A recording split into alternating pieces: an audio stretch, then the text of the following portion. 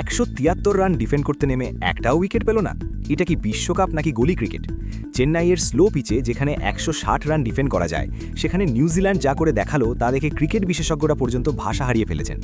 ইউএইর স্বপ্ন ভাঙল নাকি কিউইরা দয়া দেখালো না? আসল সত্যিটা জানতে এবং ম্যাচের টার্নিং পয়েন্টগুলো বুঝতে ভিডিওটি না টেনে শেষ পর্যন্ত দেখুন।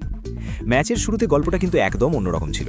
টসে জিতে ইউএইর ক্যাপ্টেন যখন ব্যাটিং নিলেন, সবাই ভেবেছিল ট্রেন্ট বোল্ট বা সাউদিদের সামনে তারা হয়তো 100 রানেই গুটিয়ে যাবে, কিন্তু না, বিশ্বকে চুমকে দিয়ে ইউএইর ব্যাটাররা কাউন্টার অ্যাটাক শুরু করে। ওপেনার আরিয়ান শর্মা দ্রুত ফিরলেও ক্যাপ্টেন মোহাম্মদ ওয়াসিম আর আলিশান সারাফু মিলে কিউই বোলারদের ঘাম ছুটিয়ে দেন।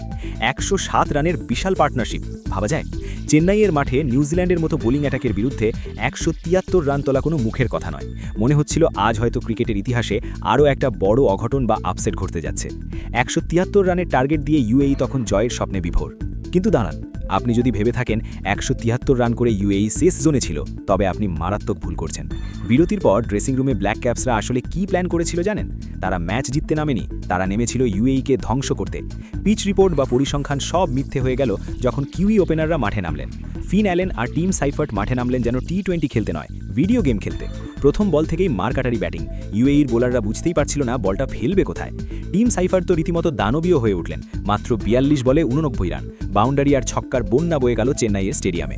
অন্য প্রান্তে ফিন অ্যালেনও কম যাননি, 50 বলে 84 রান, 174 রানের টার্গেট, অথচ নিউজিল্যান্ড একটা উইকেটও হারালো না। 15.2 ওভারেই খেলা শেষ। 28 বল বাকি থাকতেই 10 উইকেটের এই জয় বুঝিয়ে দিল নিউজিল্যান্ড এই বিশ্বকাপে শুধু অংশগ্রহণ করতে আসেনি, রাজত্ব করতে এসেছে। এই বিশাল জয়ে নিউজিল্যান্ডের নেট রান রেট এখন আকাশের ওপরে, যা সুপার 8-এ তাদের বড় সুবিধা দেবে।